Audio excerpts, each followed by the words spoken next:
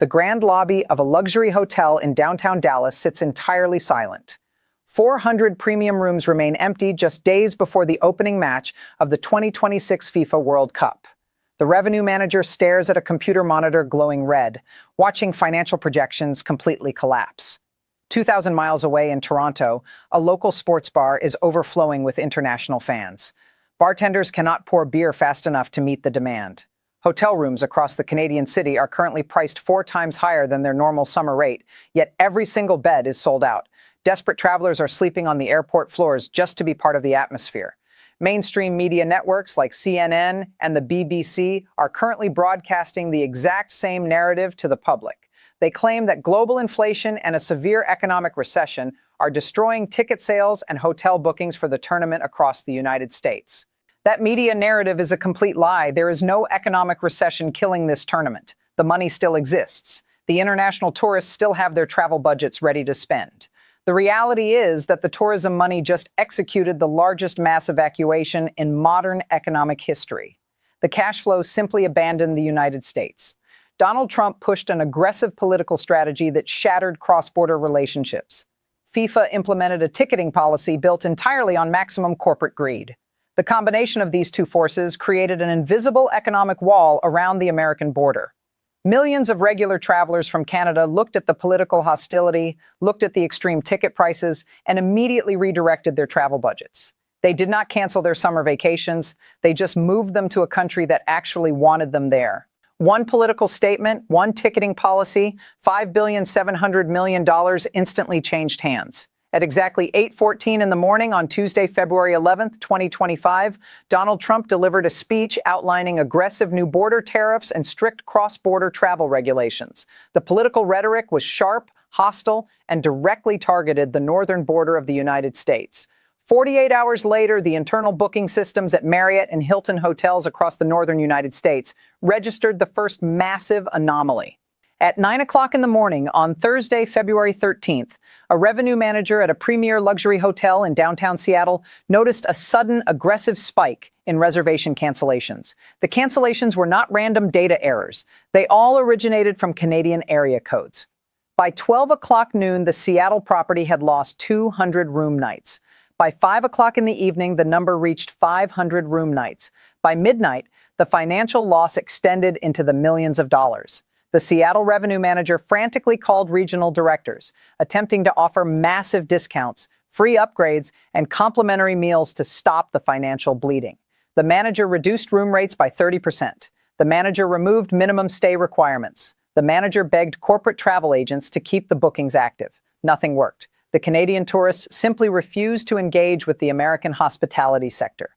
2,500 miles away in Montreal, the chief executive officer of Air Transat sat in a quiet corporate boardroom and reviewed the exact same cross-border travel data. The Canadian airline executive did not panic. The executive looked at the booking collapse, analyzed the political hostility originating from Washington, and made a cold, calculated financial decision to protect the company. At precisely 3:30 in the afternoon on Friday, February 14th, Air Transat executed a systemic withdrawal from the United States aviation market. The airline systematically deleted flights to Seattle. The airline removed lucrative routes to Boston. The airline canceled scheduled summer services to Philadelphia. The chief executive officer signed a final directive that immediately eliminated over 450,000 airline seats. Those airplanes were originally supposed to transport wealthy Canadian tourists into American host cities for the 2026 FIFA World Cup. The contrast between the two corporate professionals revealed the brutal reality of the collapsing bilateral relationship. The American hotel manager desperately tried to catch a falling knife, bleeding daily revenue while clinging to an economic forecast that no longer existed. The Canadian airline executive recognized the political shift, protected the capital of the airline, and immediately redirected those massive passenger airplanes towards safe domestic destinations like Vancouver and Toronto. Mainstream financial analysts working on Wall Street completely missed this crucial 48-hour window. They assumed the global travel industry would simply absorb the political shockwave and return to normal operations before the summer tournament. The analysts failed to understand that the social contract between the two neighboring nations had fundamentally broken. Canadian families read the political statements from the United States government, felt entirely unwelcome and permanently locked their wallets. Air Transat did not just trim their flight schedules. Air Transat did not just reduce their passenger capacity. They erased them completely. The mainstream narrative surrounding the North American hospitality sector has always been built on a fundamental misunderstanding.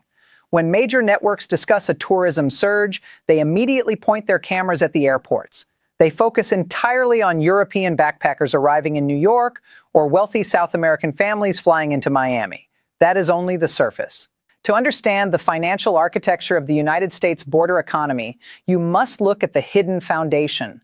The real economic engine is not the transatlantic flight. The real engine is the massive, silent, daily migration of Canadian citizens crossing the northern border.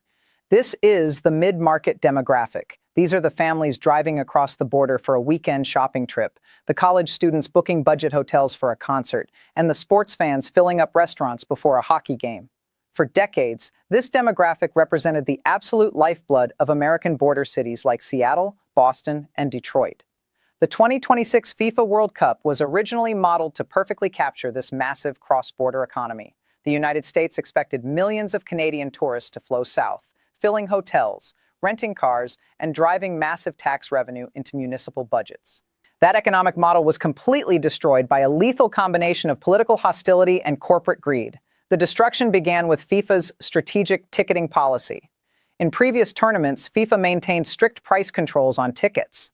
They understood that the atmosphere of a football match relies entirely on the working-class supporters. For the 2026 tournament in North America, FIFA abandoned that philosophy completely. They implemented dynamic pricing algorithms and removed the secondary market price caps. The financial results were catastrophic for the average fan. A standard ticket behind the goal during the group stages was suddenly priced at $500. Premium seating for the final match was listed on secondary markets for an astonishing $8,000. This pricing strategy did not generate a massive revenue windfall. It triggered textbook demand destruction. When a Canadian family calculated the cost of attending a single match in the United States, the numbers were no longer justifiable. They had to factor in the $500 ticket, the aggressive hotel rates that had been tripled by greedy hospitality operators, and the increased cost of food and transportation. A 3-day trip that historically cost $1,000 was suddenly demanding a $5,000 budget. The mid-market demographic looked at these numbers and simply walked away. However, the high prices were only half of the equation. The final devastating blow came from the political climate. The economic withdrawal was not purely a financial decision. It was deeply emotional. Donald Trump's aggressive border policies and hostile trade rhetoric fundamentally altered how Canadian citizens viewed the United States. The political messaging from Washington created an environment of tension and unpredictability. Canadian tourists no longer saw the United States as a welcoming neighbor. They saw an unpredictable political landscape where they were viewed with suspicion.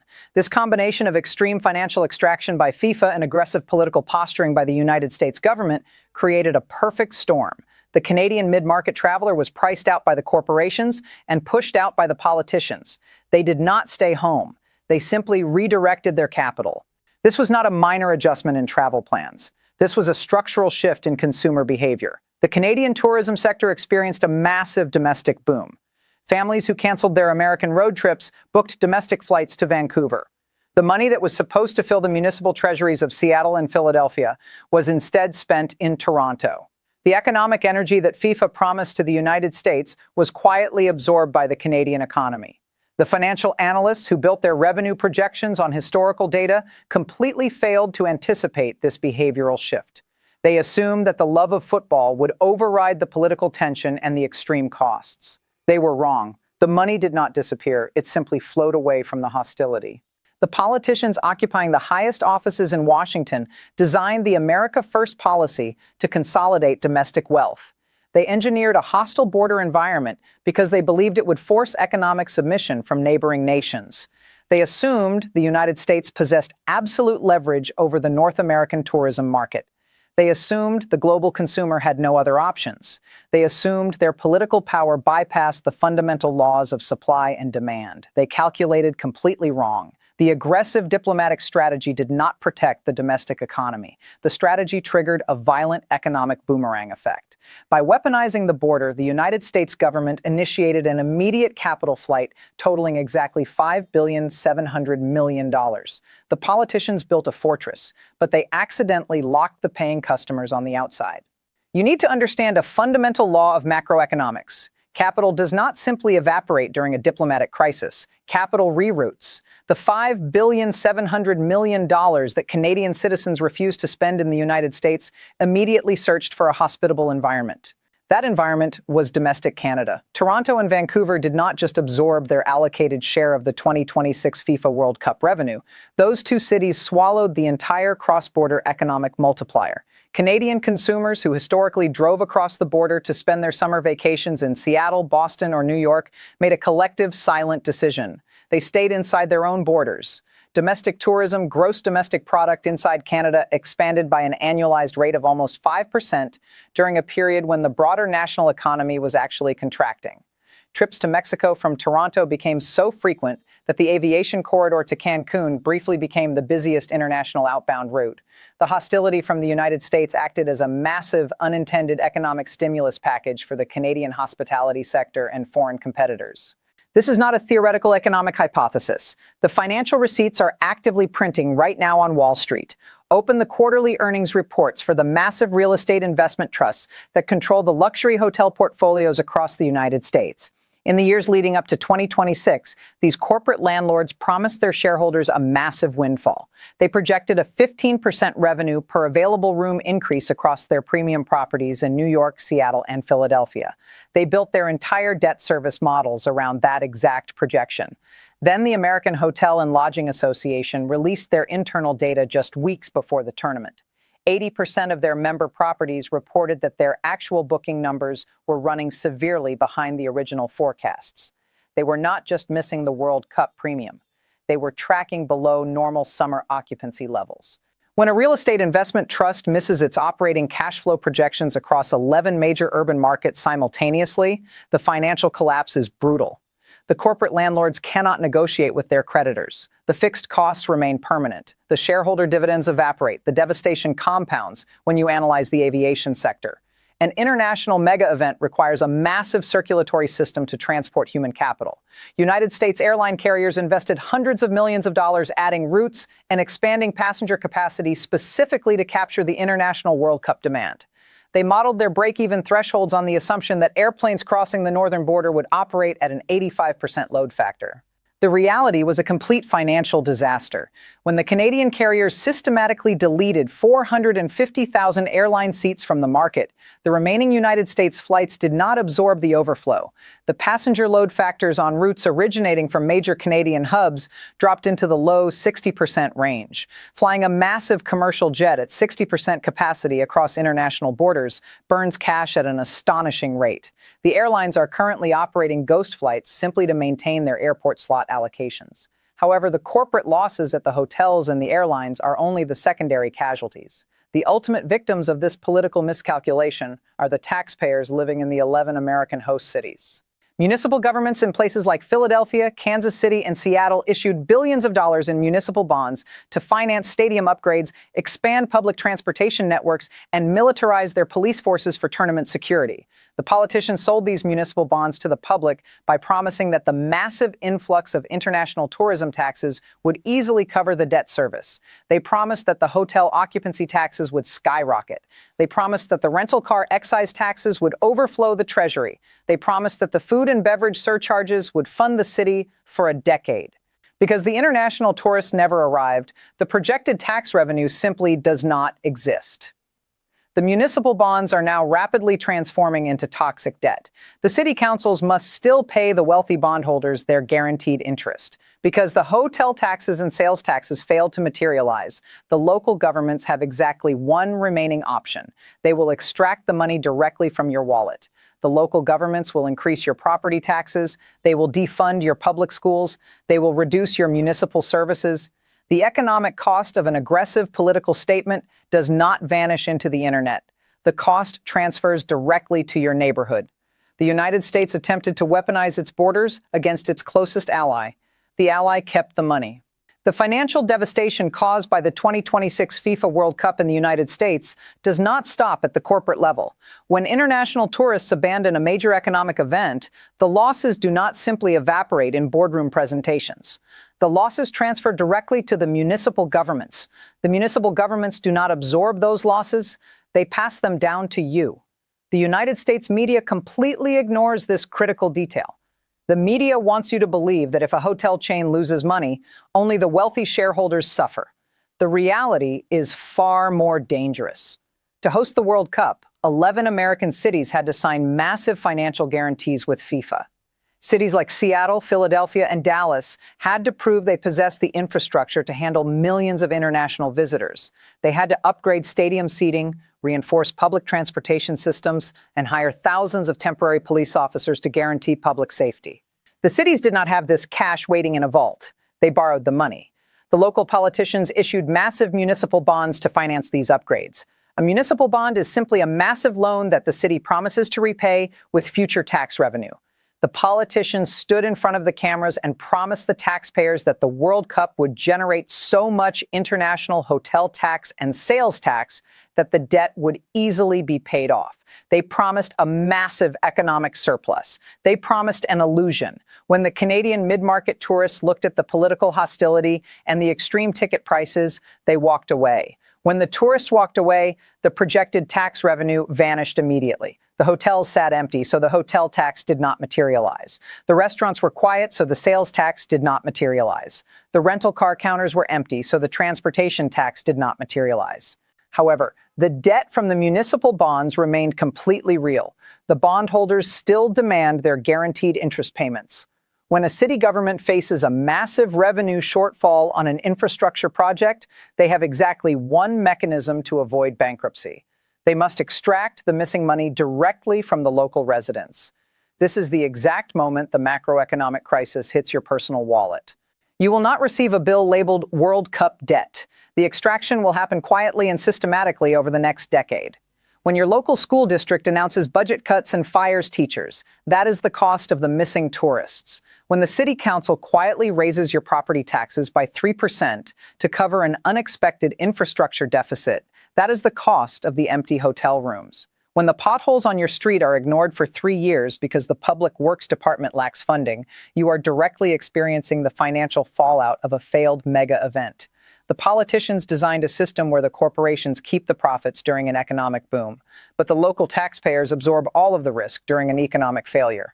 Donald Trump's aggressive border policies and FIFA's corporate greed created the environment that drove away the international money. The corporate hotels and the airlines will eventually recover by writing off the losses on their corporate taxes. The municipal governments do not have that luxury. The $5.7 billion that Canadian tourists chose to spend in Toronto and Vancouver instead of the United States was not just a loss for the American hospitality sector. It was a massive loss for the American taxpayer. The politicians built the stadium upgrades using your credit card. They promised the international tourists would pay the bill. The tourists never showed up. Now the bill belongs entirely to you. The North American tourism market currently faces 3 distinct economic timelines over the next decade. The first timeline is the mirage. This is the absolute best-case scenario where a sudden diplomatic miracle occurs. The United States government reverses its aggressive tariff policies, and the corporate hospitality sector slashes hotel prices at the last minute to simply break even. This scenario is a complete fantasy. The global travel industry operates on a rigid 12-month booking cycle. The financial damage is already permanent. The second timeline is the domino effect. This is the worst-case scenario involving a permanent international capital flight. The financial failure of the 2026 tournament becomes a contagious economic disease. Global organizing committees watch the empty hotel lobbies in Seattle and Dallas, and they immediately panic regarding the 2028 Summer Olympics scheduled in Los Angeles. The United States permanently loses its premium status as a safe, reliable destination for international mega events. The third timeline is the New World Order, and it is the most likely outcome. This scenario involves a complete restructuring of the North American tourism economy. Canada successfully redefines its global brand. Cities like Toronto and Vancouver prove to the world that institutional trust, political stability, and cultural openness are the most valuable economic assets on the planet. Canada secures a golden era of international tourism revenue, while the United States enters a long, brutal hospitality winter. Power does not create trust. Trust creates money. The citizens of the United States now face a critical financial crossroad. You must decide if voting for aggressive border policies actually protects your national wealth, or if you are simply building a massive political wall that permanently starves your own wallet. Leave your thoughts in the comments section below. The absolute truth always hides inside the exact numbers the politicians desperately want you to ignore.